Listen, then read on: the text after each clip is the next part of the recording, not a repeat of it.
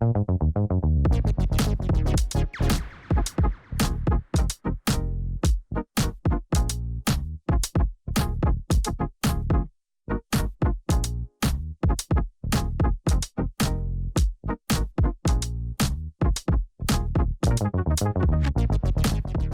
buenas tardes, ¿cómo están? Bienvenidos nuevamente a nuestro espacio webinar, hoy lunes 19 horas que salimos con un nuevo encuentro y hoy retomamos nuestros temas de hipertensión y para eso lo convocamos ya varias veces. José, nos encanta que estés con nosotros participando de nuestros encuentros.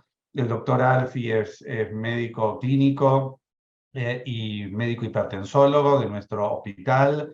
Y lo convocamos por un tema que nos parece súper interesante, o sea, ese paciente que recién le hacemos diagnóstico de hipertensión y cómo elijo el primer medicamento. Por favor, hagan las preguntas que quieran desde ya a través de nuestro canal de YouTube, esto por un lado, y por el otro lado va a salir aquí abajo en el Zócalo nuestro email para que ustedes pueden mandar un mensaje para luego así recibir las preguntas choice y así obtener el certificado. Bueno, sin más, nos largamos de lleno en tu charla y te escuchamos atentamente, José.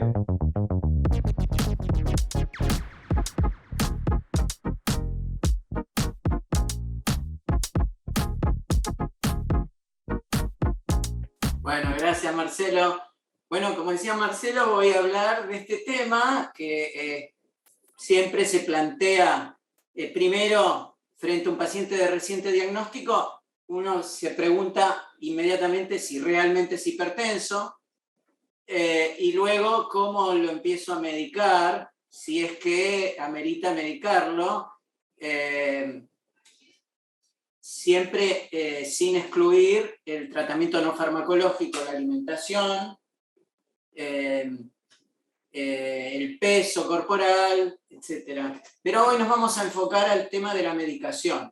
Un detallito que muchas veces, por ejemplo, típicamente en la guardia, en un ambiente de consulta de demanda espontánea, que el paciente se le mide la presión sentado en la camilla con las piernas colgadas, y con el brazo caído al costado del cuerpo.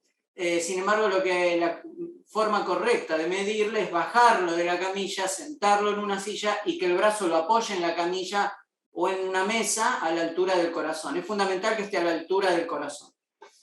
Bueno, pasando este detalle, voy a enfocarme, voy a aprovechar que hace 2 meses o menos se publicaron las nuevas guías de la Sociedad Europea de Hipertensión para hablar de este tema basándome en las recomendaciones de estas guías europeas.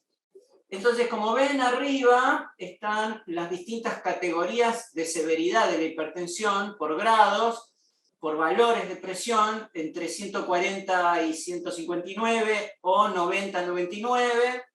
La siguiente categoría es 160, 179, 100, 109. Pero luego se repiten, como ven, con un color más rojo, las mismas categorías, o inclusive más de 180 o más de 110.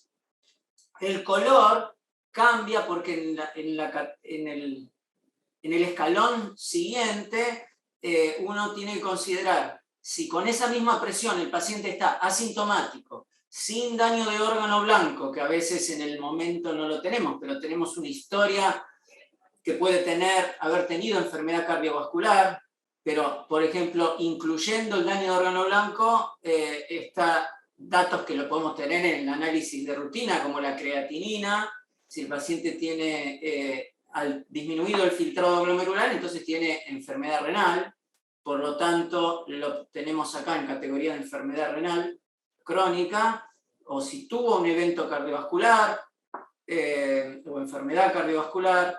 El electrocardiograma, por supuesto, también lo podemos tener en el momento, o si tiene síntomas, por ejemplo, disnea, dolor de cabeza. El dolor de cabeza no hay que subestimarlo. Mientras el paciente esté hipertenso, no podemos decir que el dolor de cabeza no es por la hipertensión.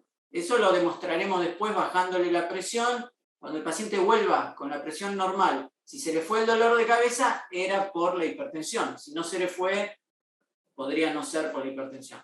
O diabetes también. La diabetes la agregué yo. No sé, me parece que se olvidaron de incluir a la diabetes como elemento para cambiar de categoría un mismo nivel de presión, que puede ser leve, de grado 1, pero si es diabético, renal crónico, o tuvo una historia cardiovascular, entonces ya cambia de color, digamos, está rojo. O sea, el paciente, volviendo a la parte derecha, al paciente con complicaciones o con comorbilidades que le aumentan el umbral de riesgo, le bajan el umbral de tener complicaciones por ese aumento de presión, no tiene síntomas, ahí, además del inicio de las medidas de estilo de vida, se comienza inmediatamente con tratamiento antihipertensivo, que lo vamos a discutir en siguientes diapositivas. El único que entonces uno debería confirmar antes de iniciar el tratamiento con drogas, confirmar el diagnóstico con siguientes visitas, es cuando el paciente no tiene ni diabetes, ni enfermedad renal o cardiovascular, ni síntomas, y ahí lo citamos dentro de las próximas 4 semanas para volver a medirle la presión, especialmente si tiene menos de 180 a 110, porque si tiene más de 180 a 110 directamente se inicia tratamiento. ¿Y cómo lo confirmamos? Aparte de una nueva visita, preferentemente con mediciones en el domicilio o con mediciones de presurometría 24 horas. Eso sería lo ideal, porque hay pacientes que inclusive no están en esta categoría, o sea, no están en esta diapositiva, que son los normotensos, pero que son hipertensos ocultos. O sea, que no los diagnosticamos por la presión alta, los sospechamos porque tienen una presión limítrofe y porque tienen enfermedad cardiovascular o tienen enfermedad renal o diabetes que pueden tener con más posibilidades hipertensión oculta. La obesidad también es una condición que se puede asociar a hipertensión oculta. El 30% de los que tienen la presión entre 140 y 130, o entre 80 y 90, 1 de cada 3 es hipertenso, ambulatorio. Bueno. No, pero uno ya sabe, José, que en los adultos mayores quizás casi el 70% tienen hipertensión arterial. Entonces el porcentaje es muy alto.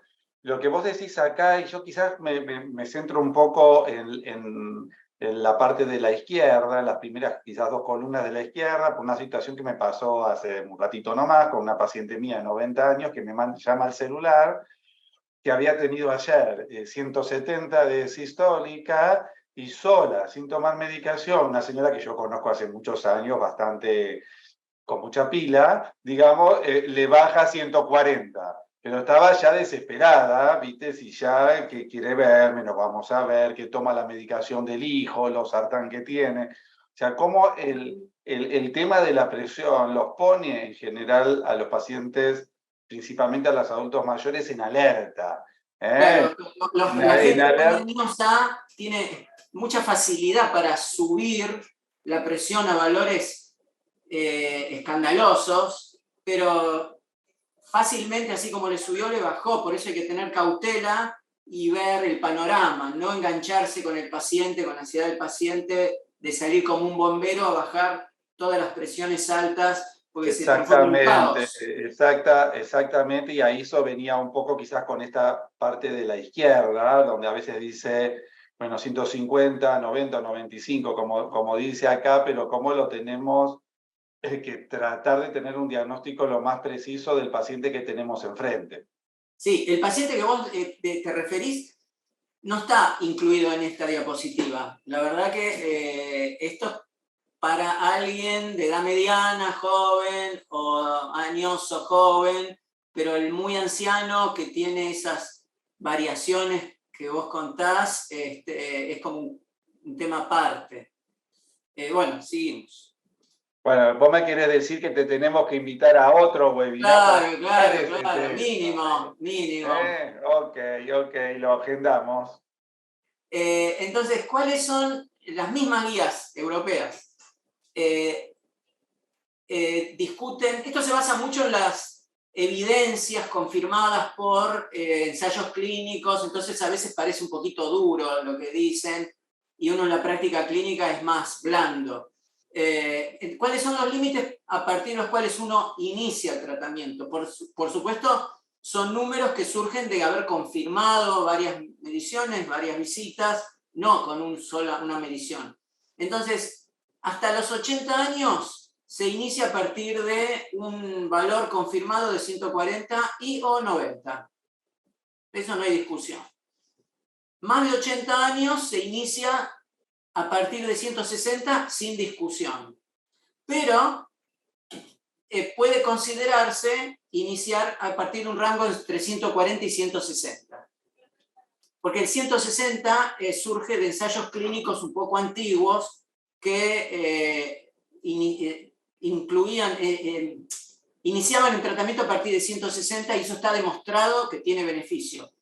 Pero hoy en día eso como que quedó un poquito anticuado y entonces por eso la recomendación de 140 a 160. Nosotros en realidad empezamos como si fueran jóvenes. A partir de 140 a 90, por supuesto teniendo más cautela. Y en pacientes frágiles, todo esto se adapta al individuo, o sea, se debe individualizar. Pero lo que es novedoso, lo que está abajo de todo, que en pacientes con historia de enfermedad cardiovascular, predominantemente enfermedad coronaria, en especial enfermedad coronaria, el tratamiento farmacológico debería iniciarse con presiones por arriba de 130-80, como recomiendan las guías americanas. Las guías americanas recomiendan arriba de 130-80. Ellos definen hipertensión a partir de 130-80 y a partir de 140-90 definen hipertensión estadio 2.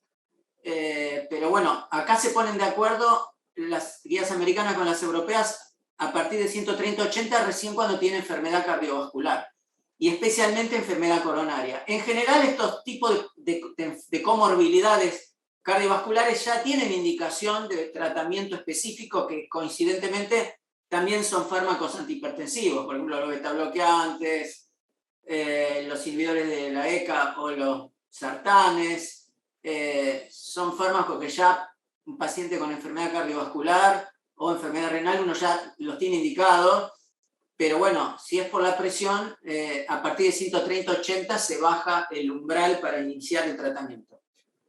Esto es interesante porque por los hallazgos del SPRING, viste que al paciente frágil le bajaba el umbral para iniciar medicación.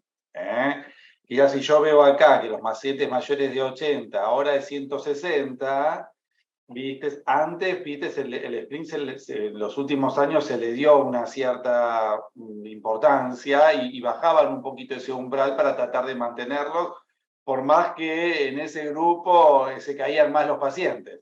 Pero bueno, no sé cuál es tu opinión al respecto. Sí, que no hay que ser hiper cauteloso porque estamos no ofreciéndole beneficio a la mayoría de los pacientes que no son frágiles. No podemos tratar como frágiles a todos los ancianos porque la mayoría no son frágiles. Sí, siempre uno dice, a ver, al adulto mayor robusto casi lo tratamos igual que con una persona adulta joven, digamos, más joven. O sea, y al frágil quizás lo tenemos un poquito más en el paraguas, quizás con un poco mayor de cautela.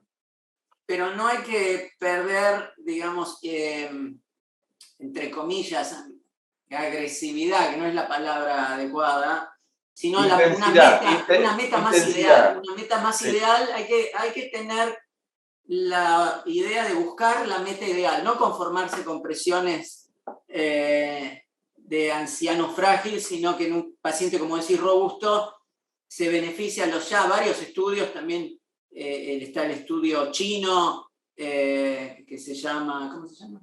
Un estudio que también demostró que por debajo de 130-80 hay más beneficio, entonces no podemos, digamos, negar esa evidencia.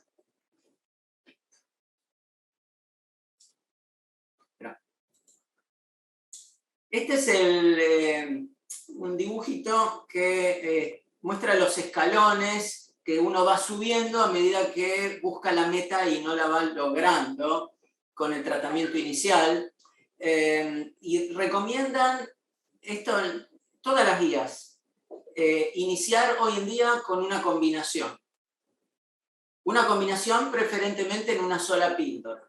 No hace falta que sea una dosis alta de inicio. Esto no es para ancianos, es para todos en general. Hay una aclaración para el muy anciano. Ahora vamos a ver la aclaración que está. La aclaración está acá arriba a la derecha, que ahora la vamos a ver en detalle en la siguiente diapositiva. Pero para la mayoría de los pacientes, iniciar con una combinación dual, que ahora vamos a ver cuál es, que es un inhibidor de la ECA o un sartán más un bloqueante cálcico, típicamente amlodipina, o un diurético tiacídico, que puede ser hidroclorotiacida, o TL, lo que dice ahí TL, tiacida-like, que vendría a ser clortalidona, que la dosis equivalente a hidroclorotiacida es la mitad, o indapamida.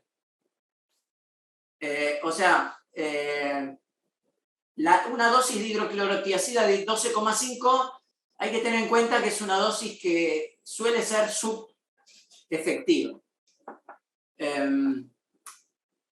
Y una dosis de 12,5 de clortalidona es una dosis efectiva que demostró beneficio en varios ensayos clínicos. El equivalente sería en hidroclorotiacida 25 miligramos.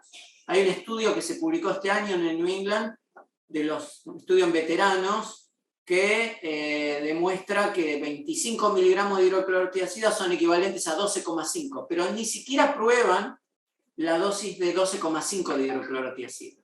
Es una dosis que nunca demostró que prevenga eventos cardiovasculares. Bueno, con esa combinación van a controlar hasta el 60% de los hipertensos, combinando dos antihipertensivos que son un bloqueante del sistema renina-angiotensina más un amlodipina o una tiacida. Ahora, si no se controló, si el paciente pertenece al 40% restante, no controlado, que la meta sería, que lo vamos a discutir ahora cuál es la meta, pero ya les anticipo que es menos de 130-80, salvo que sea octogenario, que sería menos de 140-90. Agregando un tercer fármaco, controlamos al 90% de los pacientes. Y eso se logra combinando 3 fármacos, que son los 3 que vimos antes, que antes lo dábamos de a parejas, ahora lo damos de a 3. Los mismos 3 de antes se dan combinados. De nuevo, preferentemente una combinación fija. Si quieren lo pueden dar separados, pero a la larga traten de unificar la medicación para mejorar la adherencia. Y si no responde, que sería el 5% restante, que no responde a estas 3 antihipertensivos en dosis, full dosis, o sea, la dosis completa, siempre y cuando la tolere, el 5% queda sin controlar y esos son los hipertensos resistentes que ahora lo vamos a ver aparte. Los beta bloqueantes no los nombramos, están a la derecha y lo que dice que pueden ser usados como monoterapia o en cualquier escalón de las combinaciones de acuerdo a indicaciones específicas, pero no forman parte de la tríada de diurético, amlodipina y bloqueante de la angiotensina. Acá tenemos el mismo esquema, pero dividido según la función renal. Si tiene una enfermedad renal crónica, ese paciente va a estar, si tiene menos de 60, pero más de 30, sería los escalones de la izquierda. Si tiene menos de 30, es los escalones de la derecha. El de la izquierda, que sería el que tiene más de 30 de filtrado, es muy parecido, es lo mismo que el anterior, nada más que acá ya aclara cuál sería el cuarto escalón, que sería el paciente que no responde, y ahí de preferencia la cuarta droga sería espironolactona u otro antagonista de los receptores mineralocorticoides. pero también se puede considerar bloquear el sistema nervioso simpático, aunque demostró ser más efectivo el bloqueo de la aldosterona. El bloqueo simpático consiste en beta bloqueante y alfa bloqueante. Es difícil bloquear el sistema nervioso simpático, es más fácil bloquear el sistema renina-angiotensina.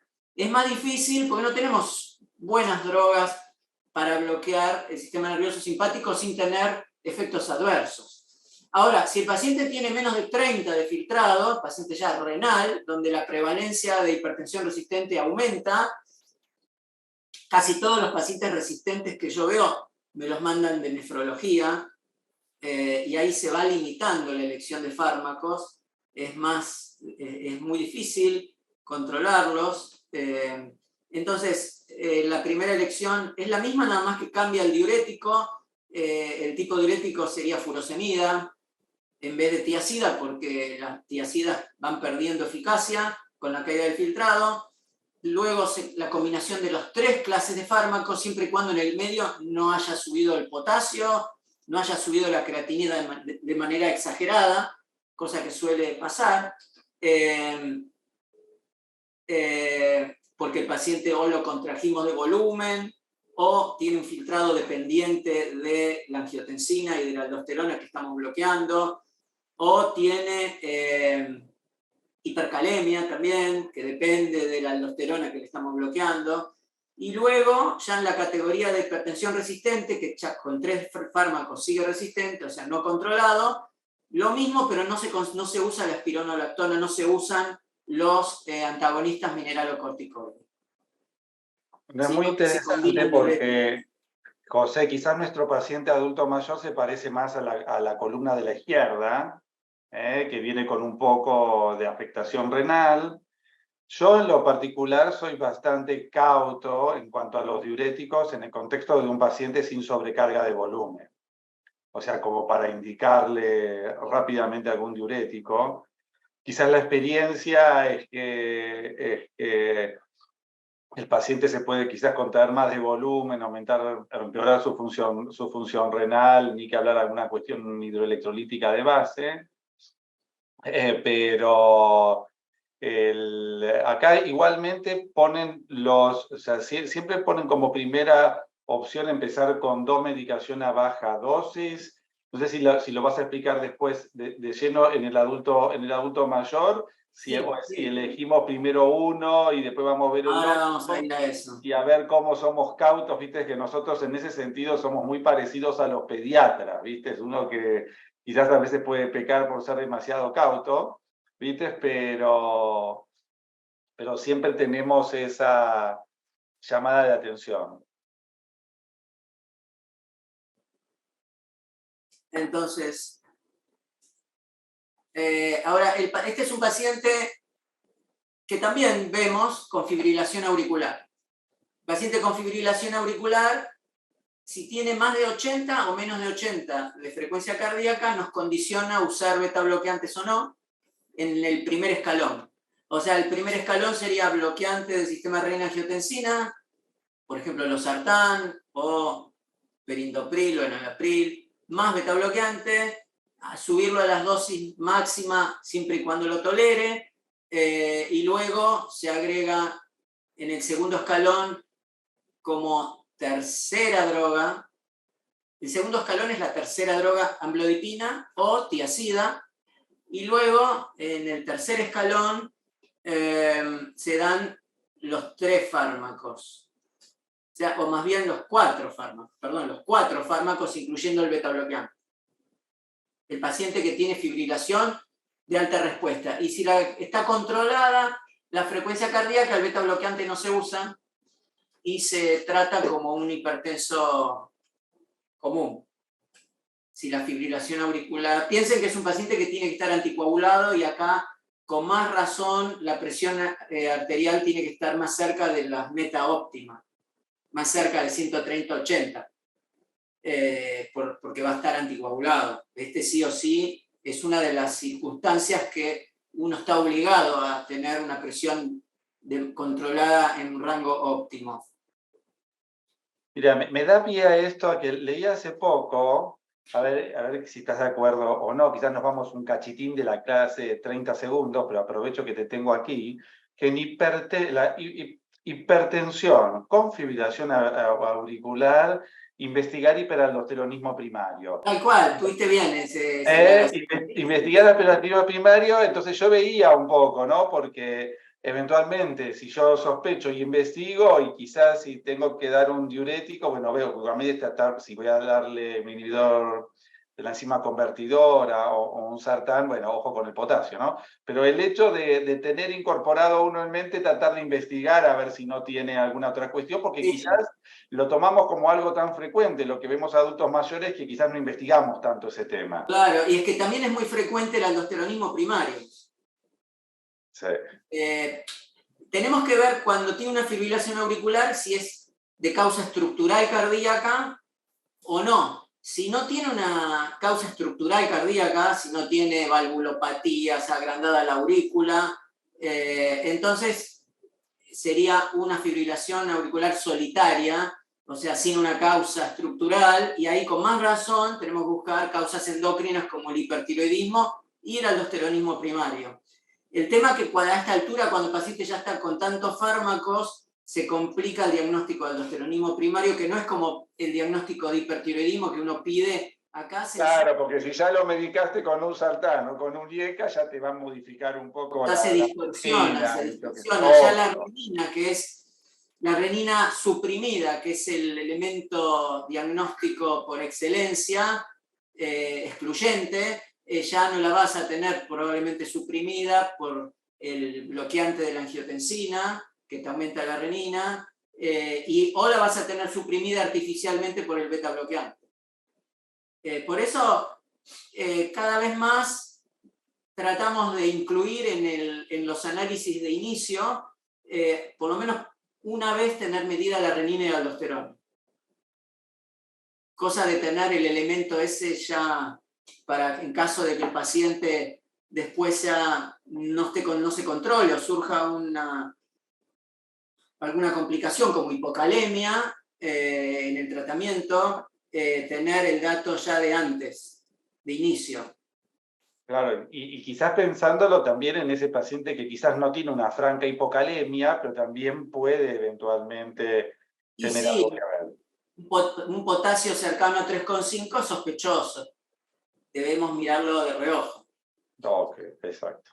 Bueno, acá yo amplifiqué el cuadradito que estaba chiquitito arriba a la derecha sobre en quiénes dar o en quiénes no dar, iniciar con una combinación, que es la minoría. La mayoría es lo que dice arriba, comenzar con una combinación dual. En la mayoría de los pacientes, ir escalando la dosis al máximo tolerado y llegar a la triple terapia si se necesita. Acá lo importante no es tenerle miedo a los remedios, sino tener miedo a la hipertensión. Tenemos que tenerle miedo a la hipertensión y no tenemos que sobredimensionar la hipotensión. Preferentemente que todo se resuma en una dosis única. Acá dice a la mañana porque la gente tiende a olvidarse menos de la toma matinal que de la vespertina, pero hoy en día hay un estudio enorme inglés que se llama estudio Time, que demostró que no hay beneficio, no demostró que hubiera un beneficio entre dar a la mañana o a la noche la medicación. O sea que lo importante es un horario que el paciente se le acuerde de tomar. Agregar un cuarto fármaco si se necesita y preferir el uso de una única píldora con todos los remedios contenidos en ella. Ahora, ¿cuándo se comienza con monoterapia? Solamente en pacientes seleccionados, que son pacientes de bajo riesgo con menos de 150/95. O con presión normal alta y muy alto riesgo cardiovascular, que era el paciente que habíamos visto antes, por ejemplo, el paciente que tuvo un ACV o que tuvo un infarto y tiene 135/85, hay que bajarle a menos de 130/80, pero con un fármaco. O el paciente frágil o de edad muy avanzada, como la señora esa que te llamó ayer, de 90 años. Pero si no, a la gran mayoría ser más agresivo de lo que uno es comúnmente y sin negociar con la hipertensión.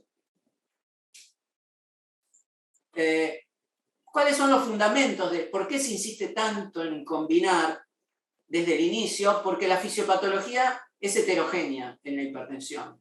O sea, están involucrados más de un mecanismo.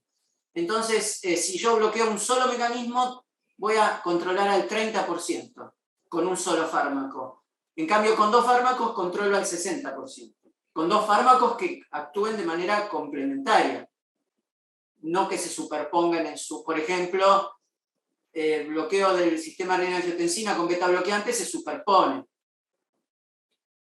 Complementario sería con un bloqueante cálcico o con un diurético. Las respuestas contrarreguladoras, que significa que yo por ejemplo, le bajo el volumen y el paciente se pone hiperreninémico y ahora la hipertensión depende de aumento de angiotensina. O al revés, le bajo la angiotensina y empieza a retener volumen. Entonces le tengo que dar un diurético. Y así, entonces, o le doy un vasodilatador, le bajo la resistencia periférica y el paciente aumenta el volumen minuto, se pone hiperkinético y le tengo que dar un beta bloqueante. Es como que el organismo no le gusta que le bajen la presión. Se cree que la presión correcta es la que tiene alta. Por alguna razón, está equivocado. Funciona mal el termostato, entonces hay que pelear con el organismo para luchar, para cortarle los mecanismos por los cuales el organismo se defiende para que no le bajen la presión, y para eso se requieren combinar drogas. Aparte, los diferentes fármacos tienen protección de eventos cardiovasculares diferentes. Por ejemplo, el diurético es el más completo en el sentido que previene todos los eventos de manera efectiva. Especialmente, no estoy hablando de hidroclorotiazida 12,5, estoy hablando de 12,5-25 o clortalidona 12,5 para arriba o indapamida. Bloquean tanto los ACV como los eventos cardíacos. En cambio, como vamos a ver, comentar ahora, los beta bloqueantes se quedan cortos para prevenir el ACV. Los bloqueantes, los IECA se quedan cortos para prevenir el ACV. Los bloqueantes cálcicos se quedan cortos para prevenir insuficiencia cardíaca y enfermedad coronaria. Entonces, la combinación también nos amplía la cobertura para prevenir distintos tipos de eventos. Aparte, abrevia el tiempo para controlar la hipertensión, que eso se traduce en menos eventos. Si vemos los pacientes de A1, eso no lo percibimos. Pero si vemos de a miles, como en los ensayos clínicos, se vio que si uno se demora más de 3 meses, en la rama que se demoró el control, hubo un exceso de infartos o de ACV. O sea que el paciente, si uno se demora por empezar con una sola droga, eso puede costar un ACV por haber demorado el control. Y aparte, una cosa que no se tiene en cuenta, que se requieren menos dosis de cada uno de los componentes y por lo tanto disminuye el riesgo de efectos adversos. Usamos menos amlodipina, tenemos menos edema, usamos menos tiacida, tenemos menos hiponatremia, etc. Lo que no vamos a tener menos tos, porque la tos del IECA no depende tanto de la dosis. En cambio, los sartanes son los que menos efectos adversos tienen, aunque subamos la dosis, salvo el aumento de creatinina o la hipercalemia en pacientes con enfermedad renal. Y acá ya hablamos, nos metemos más de lleno también esta figura pertenece a la guía europea, más de lleno en la clase de antihipertensivo a elegir, la tiacida o tiacida-like, los IECA o los sartanes, los bloqueantes cálcicos, preferentemente dihidropiridínicos, o sea, amlodipina o nifedipina de acción prolongada, y abajo los betabloqueantes que no se usan. Fíjense que los 3 de arriba están subrayados con azul grueso, y la línea gruesa muestra cuál es la combinación preferida. Esta es una combinación preferida, la de diurético con IECA o sartán. Esta es otra combinación preferida, que es bloqueante amlodipina, por ejemplo, y sartán. O también otra combinación preferida con una línea menos fuerte, la tiacida con el bloqueante cálcico, que no tenemos una combinación fija para dar. hoy en día. La tenemos en la triple combinación, pero no hay una tiazida con bloqueante cálcico, lo cual vendría bien que hubiera. Y luego abajo, sin subrayar, los beta bloqueantes, que acá estas son aclaraciones en castellano, son mías, especialmente cuando la frecuencia cardíaca es más de 80.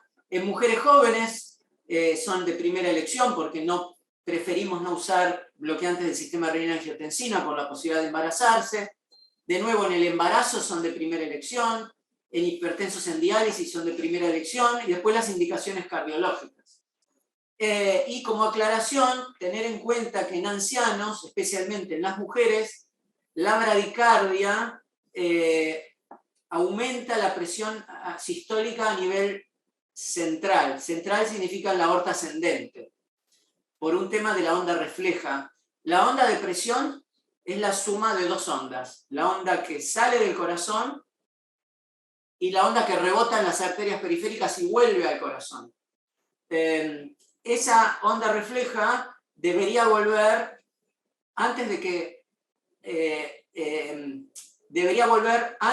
que termine la diástole, que es lo que ocurre en los jóvenes, pero con la edad el retorno es anticipado porque la aorta se pone más rígida y el viaje de la onda es más acelerado, o sea, se abrevia, se acelera la velocidad de la onda de presión, la VOP, y por lo tanto la onda refleja retorna antes, cuando el corazón todavía se está vaciando, la válvula aórtica todavía está abierta, y entonces se suma a lo que está vaciando el corazón y aumentando la presión sistólica, el rebote, la onda de rebote que aumenta la presión sistólica y le agrega poscarga al corazón y le aumenta la presión sistólica, y cuando hay bradicardia, la onda refleja aumenta más la presión a nivel central, y cuando la estatura es baja, la gente de baja estatura, el rebote también llega antes al corazón y aumenta la presión sistólica a nivel central, algo que no lo medimos en el brazo, solo se mide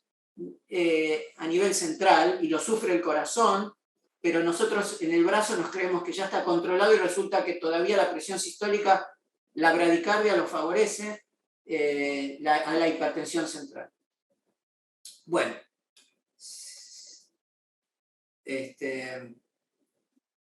seguimos. Ahora acá hay un recuadro sobre la hipertensión sistólica aislada del anciano, el que tiene más de 140 pero menos de 90.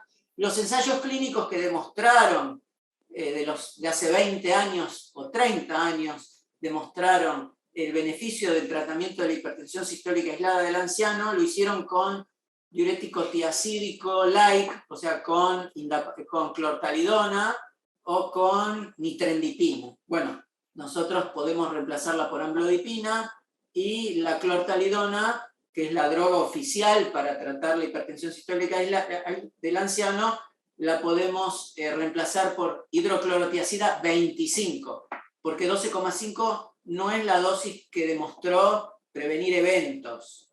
Así que si damos monoterapia con tiazida, tiene que ser hidrocloro 25 o clortalidona 12,5. No nos olvidemos de la clortalidona, que tiene una vida media larguísima, tiene varias ventajas. La desventaja que produce más frecuentemente hipercalemia, por ejemplo.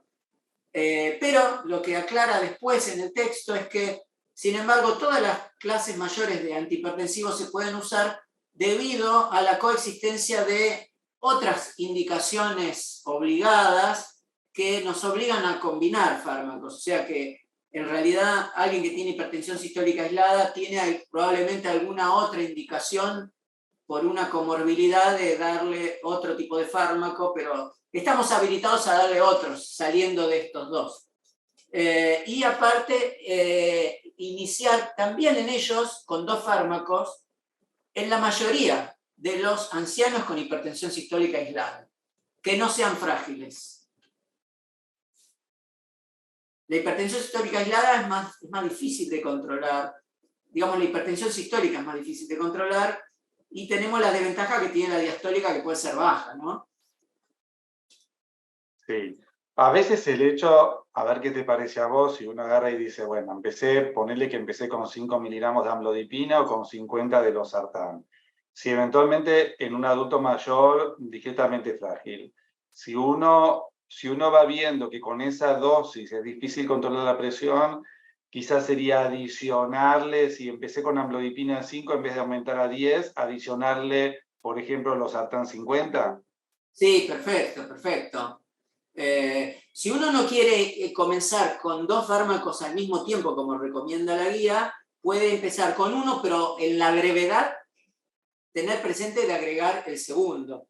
Quizás el punto es ese. A La veces brevedad quizás perdemos, sería en el mes, porque tiene que claro, quizás estar el haciendo punto algo está que no está puesto ahí. recomendado. Exacto, quizás el punto está en que la brevedad pueden pasar meses o el paciente no volvió a la consulta y es difícil después continuar el seguimiento, ¿no? O sea, tenerlo nosotros como profesionales en mente, que decir, bueno, empiezo quizás con baja dosis, pero si tengo que subir, subo o agrego otra medicación. O sea, tenerlo eso en Sí. mente y que No no se ser pierda. claro, no ser hiperconservador, no hay que ser hiperconservador. Bueno, lo que dice acá es que la reducción de los eventos, de las complicaciones por hipertensión, se debe esencialmente a la disminución de la presión per se, más que a las propiedades específicas de cada fármaco. Sin embargo, como les comentaba antes, la prevención de ACV es menor con beta bloqueantes y con inhibidores de la ECA, o sea, con los que bloquean los bloqueantes neurohormonales, más que con los que actúan bloqueando los canales de calcio o los diuréticos para prevenir ACV. Y a su vez, la prevención de la insuficiencia cardíaca, la prevención es menor con bloqueante cálcico, pero es mayor con diurético tiacídico o tiacídico light. Bloqueante cálcico no es bueno para prevenir insuficiencia cardíaca. Para el corazón, al corazón le gusta más el IECA que el sartán. En cambio, en el riñón tal vez sea más práctico usar un sartán, porque se elimina por vía hepática y te desentendés del ajuste de la dosis, que con los IECA, como se eliminan por riñón, tenés que ajustar la dosis, especialmente cuando el filtrado es muy bajo.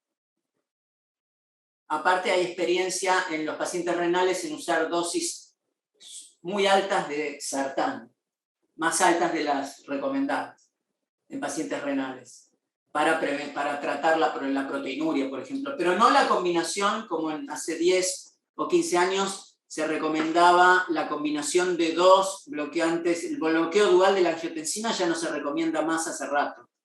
O sea, un IECA con un sartán porque tienen más riesgo de falla renal o de hipercalemia. Pero los nefrólogos todavía los siguen usando en casos especialmente de proteinurias importantes en gente joven. Y acá este gráfico muestra la relación entre el descenso de la presión sistólica en el eje de las X y la reducción de eventos coronarios en el gráfico de la izquierda y de eventos de ACV a la derecha. Y compara la efectividad de bajar la presión con IECA, con inhibidores de la ACE, o sea, de la enzima convertidora en angiotensina, o bloqueantes cálcicos. Como ven, el bloqueo de la enzima convertidora de angiotensina a cualquier nivel de descenso de presión previene más los eventos coronarios que el bloqueante cálcico. A la inversa, para cada nivel de descenso de presión, los bloqueantes cálcicos reducen más el ACV que los inhibidores de la ECA. O sea que no son todos iguales. Por eso este es un fundamento de combinarlos, para prevenir bien todo. Ahora, el paciente complicado es el paciente que tiene hiponatremia, que tiene hipocalemia, que hipocalemia es sinónimo de buscar aldosteronismo primario, que tiene hipercalemia, el paciente renal, que tiene creatinina alta, que tiene hiperuricemia, que tiene bradicardia y que estamos atados para elegir fármacos, por ejemplo, diuréticos. Si tiene hiponatremia no podemos dar tiazida, tenemos que dar furosemida. Si aumenta la creatinina fácilmente, nos cuesta bajarle la presión, si tiene hipercalemia estamos limitados para los bloqueantes de angiotensina y ni que hablar con la espironolactona. Si tiene hiperuricemia, es un problema con cualquier diurético, salvo con los ahorradores de potasio. salvo que le demos alopurinol. Si tiene bradicardia no podemos usar betabloqueantes. Bueno, esos son temas que hay que mirar en el análisis al momento de elegir el fármaco. Recomendaciones generales, algunas cosas que uno ve que hacen los médicos. Por ejemplo, alguna recomendación que no está escrita, que es útil, que es indagar qué experiencia tuvo con tratamientos previos el paciente y por qué los dejó, si es que los tomó, o por qué se los suspendieron, porque ahí puede estar la pista de lo que el paciente necesita. O sea, nos viene un paciente ya medicado, pero no está controlado, y uno lo recibe para ver qué se le puede hacer. Yo lo primero que hago es ver la lista de los remedios y qué cosas no está tomando, porque probablemente lo que no está tomando es lo que necesita. Y seguramente que todo lo que está tomando no le está haciendo efecto. Probablemente se lo suspendieron porque a veces le suspenden el diurético porque le bajó mucho la presión. Y bueno, eso es lo que queremos. Tal vez le tenemos que dar solo el diurético y sacar todo lo demás. O se lo suspendieron la amlodipina por edema, pero hay que ver con qué dosis. Tal vez una dosis chiquita de amlodipina el paciente puede tolerar. Bueno, hay que hacer una historia de la medicación recibida y por qué, cuál le hizo mejor de todos los que tomó. Tal vez se lo sacaron por una razón que no se justifica, y hay que reintentarlo. Después, la clase de hipertensivo, lo mismo, cuál no toma o qué toma en dosis baja, típicamente hidroclorotiazida 12,5, en un paciente no controlado es lo primero que uno hace, subir la hidroclorotiazida o pasarlo a clortalidona. Otra cosa que se ve mucho, dividir en 2 tomas la amlodipina o el bisoprolol o el nivebolol. No se justifica dar bisoprolol 2,5 más 2,5, porque es lo mismo que la amlodipina, no se justifica, y nebivolol tampoco, porque son ejemplos de fármacos de muy larga vida media, y complicarle la vida al paciente dividiendo en pedacitos los fármacos, especialmente estos, no se justifica. Tampoco se justifica, lo que no se hace tampoco es subir de a cuartos. Las dosis se duplican. De 50 de los sartán se sube a 100. De 5 de amlodipina se sube a 10, no a 7,5. De bisoprolol, de 1,25, 2,5, 5, no de a menos, o a 10, directamente, porque no, la curva dosis-respuesta se va aplanando. Entonces uno va agregando pedacitos de pastilla que no le hacen ningún efecto. Lo mismo para disminuir. Uno no baja de a un cuarto, sino baja de a mitades. Por ejemplo, de amlodipina 10 la bajamos a 5, no a 7,5.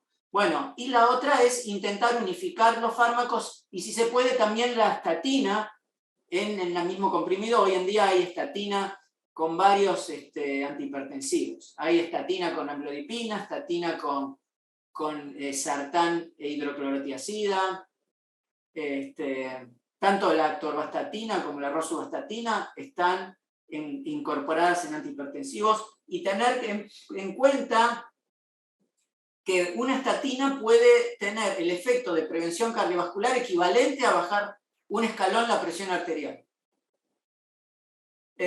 Para simplificar, entonces, ahora hablando de a qué meta hay que llegar, la meta actualmente que se recomienda es en esta área, entre 140 y 120, no menos de 120, aunque muchos pacientes vienen con menos de 120 y están muy bien, y uno le baja la medicación y vuelve con 170. A veces no hay término medio. O 115 o mal controlado.